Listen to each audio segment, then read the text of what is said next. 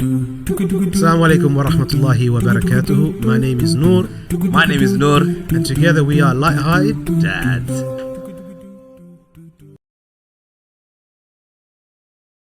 Summer's here. The one question that I get asked, and I was just asked literally probably an hour before I came here, was, Summer, what did you do with the kids? What are you doing with your little one? Oh, interesting. To be honest, right, you couldn't have picked a worse topic to start off. Because what do I know? Like literally, my son was born in the lockdown, and I've literally done nothing with him, other than be with him at home, if that makes sense. He'll go to his my in-laws, and he'll be in my house. Pretty much, that's it. I wasn't able to do anything with him throughout last year, so this year is no different to me. This year, we've only come out of lockdown recently, right? Yeah. And in between that time, I'm literally the worst person to ask this question. Because even though I've got nephews and nieces, I've always noticed them being at home, or even when they're missing, I didn't pay that much attention. So now that I've noticed more and more, I'm seeing one or two of them go to, what's that called? They go out to these groups. What's that called? What, scouts? What? No, the other groups? one. Summer schools. Summer schools, God. Right. All right, groups. Yeah, I'm thinking. They go to the summer schools and stuff. And now only recently I've started to notice, and obviously my son's too young, but the others, obviously I've got, now I've noticed that I'm working from home. Because I'm working from home, I've got all my sisters and brothers coming with their kids, and I'm thinking, oh, have they actually got nothing to do to get it other than the father's working in the kitchen, the mother's, my sister's busy in another room, and the kids are running around. And I've only noticed it recently when I'm getting disturbed a hell of a lot more than ever before, that working from home is so loud. So actually, I don't actually know. What do you think? Do I think, I ask a question, and the best answer I always give to everybody, I said I let them get bored. I've always used this one. Actually, I've got an article written about it. You can read up on it. It's on my website. Again, but there is that thing of we think as parents that we have to fill their time 24/7. Yeah? And if they say they're bored, then we're failing as parents. That's a new perception that's kind of started to build, and that's wrong. Really, you look back at your childhood. Yeah? Did your parents keep you entertained? Never. Only time they kept me entertained. Let's hear. Let's just leave that there then. I think I can imagine. Yeah, I am deaf on one ear for a reason.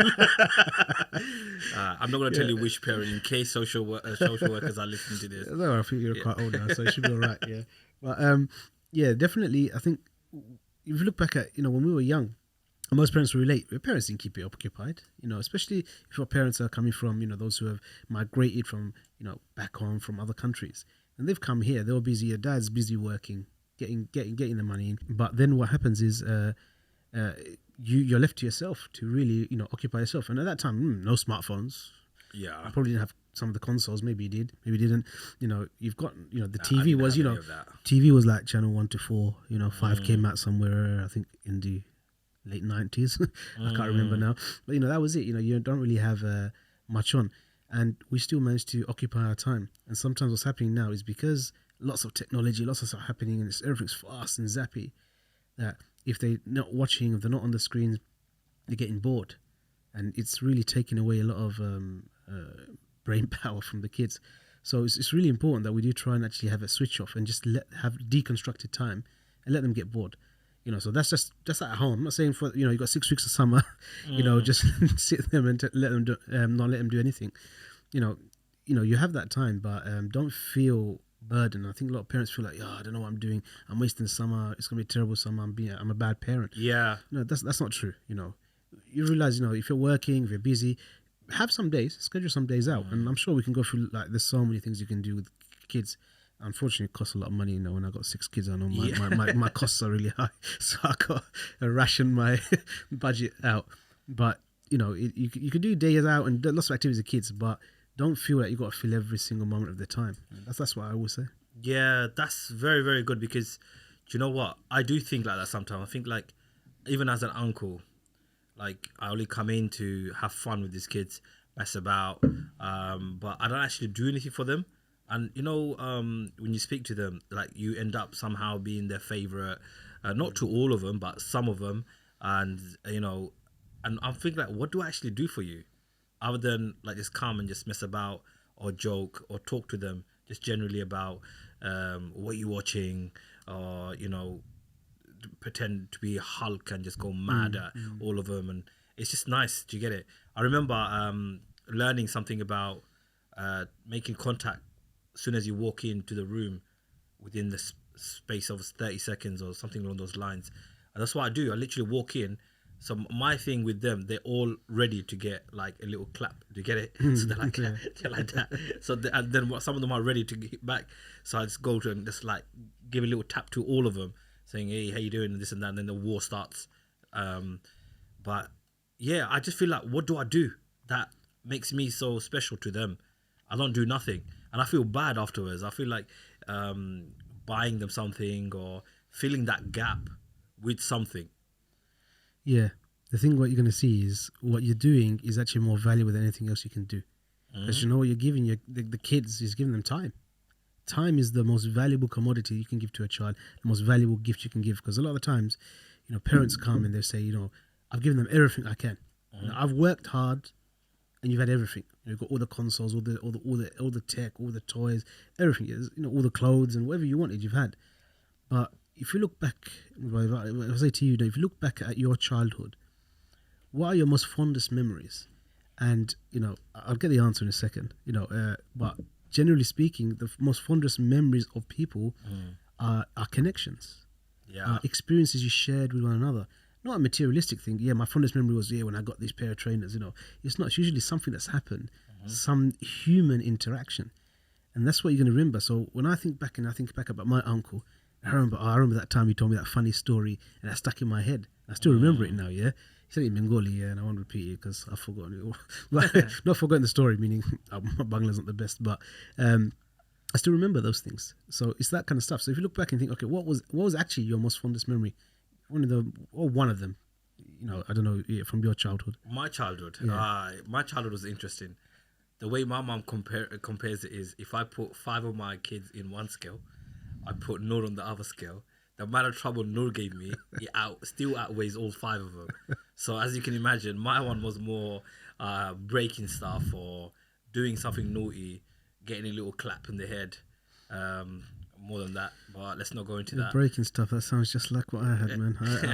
There's too many similarities here. Yeah, I think it's the... I just don't know. I think, you know what? My mom used to always say, or my sisters, they say, he's so bored to get it. And that, like, I didn't find things challenging. Even as a young kid, I wasn't academically the greatest, right? But I always achieved the grades that I needed without making an effort. And I remember, like, I think I've learnt my alphabets at the age of 5 or 6. It's because prior to that, I didn't have no interest. But one thing that I did have interest in was numbers. I loved numbers. And, you know, I remember, like, I was in a class, all my classes, the teachers used to always explain things or do equations or questions on the board. I used to put my hands up and I used to always answer it. And then they go, okay, how did you work it out? I couldn't explain it.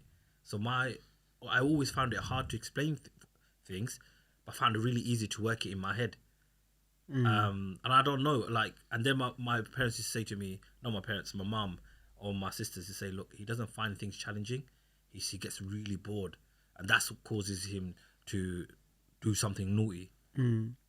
I don't know if you face that or if you got anything with that. Sometimes it's, you know, I got a lot of clippings as a child, and I was the youngest of 3, my older brother and my sister. And with me, I used to break a lot of things, but I wasn't actually breaking it. I was being intuitive. I was kind of really looking into, okay, how does this work? And what I actually like doing was taking a toy apart and trying to put it back together again. However, as you know, when you're such a young age, sometimes you can't put it back together. Yeah. And so then it's broken.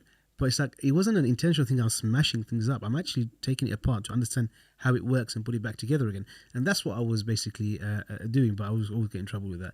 And then, because of that, I was a bit accident prone time to time, cut the sofa here and break something over there. At that time, Dad's coming back saying like, he's working in the factory. So he's coming back saying, okay, he's not earning the biggest amount of money. Yeah. So obviously, all the things that everything I'm breaking, everything costs money. So I keep hearing about that. I think one of the most common things I used to hear from my dad was when I needed a new pair of shoes as a kid. He'd be like, "I've had these shoes for 15 years," and I used to think, "Well, you don't play football with them." Yeah, true. So yeah, it's that's what it was for me really. As a kid, I really wanted to kind of understand how things work, and yeah, I like the challenge, and a similar thing is, I might not have been the A-star student in the class, but I wasn't dumb. But what it was is, I liked, like I said, working things out a lot more, and kind of understanding things a bit better.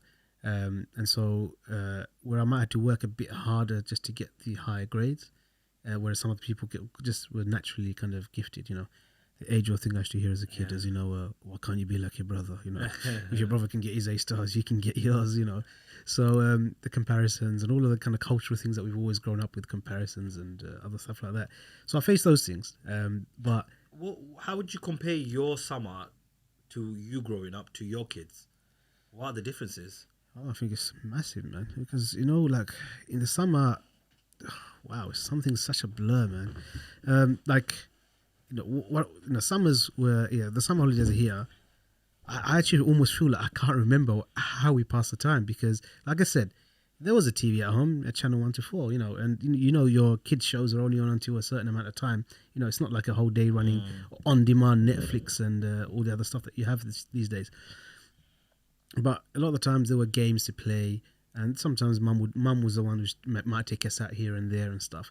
And that's really that was the summer. Most of the time it was just yourself making up things to do yourself, making up your own games, being creative, doing your own kind of things, reading and all of that kind of stuff. So I was very much left to ourselves, our own devices. At least you didn't have a device, but to kind of fill our boredom. Look at my kids is. Obviously, one of the things I would have liked as a child was to have more experiences. And that's what I like to really focus on with the kids is give them experiences. So, you can watch TV all day long. You can watch tablet, or you can play on your console. You can do all these stuff because they're the easiest things you can do. But your kids are really missing out on opportunities. So that's why I don't say you have to do something every day, but plan some things in like I try to do with the kids and give them experiences. Even if, for example, we go to the park, Now, you look at generation of kids today, Growing up before, maybe you're out and about, you learned, you climbed, you jumped, you went around, you did things, Nowadays, kids, they don't do that. So then you've got to, you go to the park, before it might be the case of you climb up a tree. Kids don't even know how to climb up a tree. Nah. So it's like when I go to the park, I try to encourage them, look, climb a tree. Have a bucket list of things of what kids should be able to do. And so, I remember, out of all the tree climbing, my daughter's the best. She managed to get up there. She's like though she hates spiders, she's like Spider-Man. She climbs, she managed to climb all the way up. So she was good at that. And there were achievements. I try to encourage it, do these kind of things. So can you see, it doesn't cost money, but they're experiences, they're moments. What's your plans for the summer then? With them, or like how do you structure your summer with the kids? So with them, we try to at least plan out from the beginning, like, okay, right, what are the things we can do? Some sort of activities, a list of activities. So it might be 5, 6, 7, and then you space them out. So they might be like, okay, in a week might have 2 of those different activities in the week, and then other times we'll just do stuff maybe within home or within other things. Some activities also cost money, so you're looking at having one child is easy. You can spend a lot of money, mashallah, and it's a lot more easier. Going back to those days would be interesting. And you've got a lot more kids. Obviously, I've got to kind of work out, okay, right, how much everything's costing. But you then try and create a plan of different activities to do, and then you just map them out. Tomorrow, I'm actually gonna, the boats on the Thames, the Uber boats.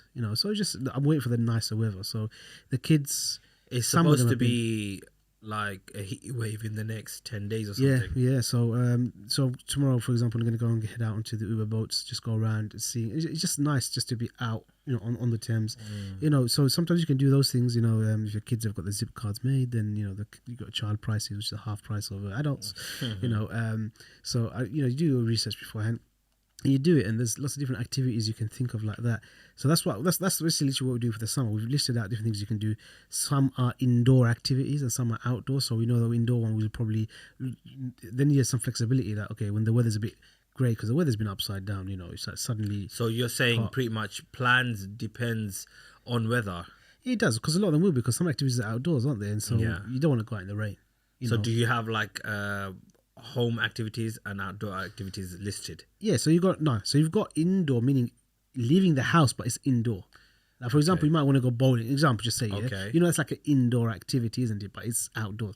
Then at home, there's different things you can do. So there's at home, there's different stuff that you could do with them, and you list them. But like I said, don't feel the pressure to fill every single second of the time. Yeah. And we've got stacks of board games at home. Yeah. And sometimes they feel like, Abu, I always have to play with them. I say, I can't. I got work I need to do. Yeah. Or I've got other things on, or I'm just, not always up for it. So then what's happening is, if you leave them and they learn, you've got the activities at home, they'll do it themselves. And I see it a lot of the times. The kids love Scrabble. I like Scrabble as well. It's a fun game. You make up words, and it's a learning activity as well. And so they get out themselves. My worst nightmare. Scrabble, yeah. Yeah, I told you I've learned my alphabets when I was 6 or something. So. Mashallah. Right, yeah, they love it. They have that. So it's like those things. And there's many card games. There's Uno. There's Monopoly, Deal, and so many other card games you've got. The Cluedo. There's quite a few. So I've got a stack of board games at home. I can give a recommendation. Maybe another podcast of my top 10 board games. That'd be good. That'd be interesting. You know that, because for me, it's like I like to play games that I like, not what kids like. I get switched off very quickly. I think I still suffer from that. Suffer from getting bored and a bit selfish like that, in that sense. I like doing what I want to do rather than what the kids might like to do. And if it's something that they like to do, I just whatever, innit? For example, since these kids are growing up, I've stopped watching TV. Like, my interest has gone completely elsewhere.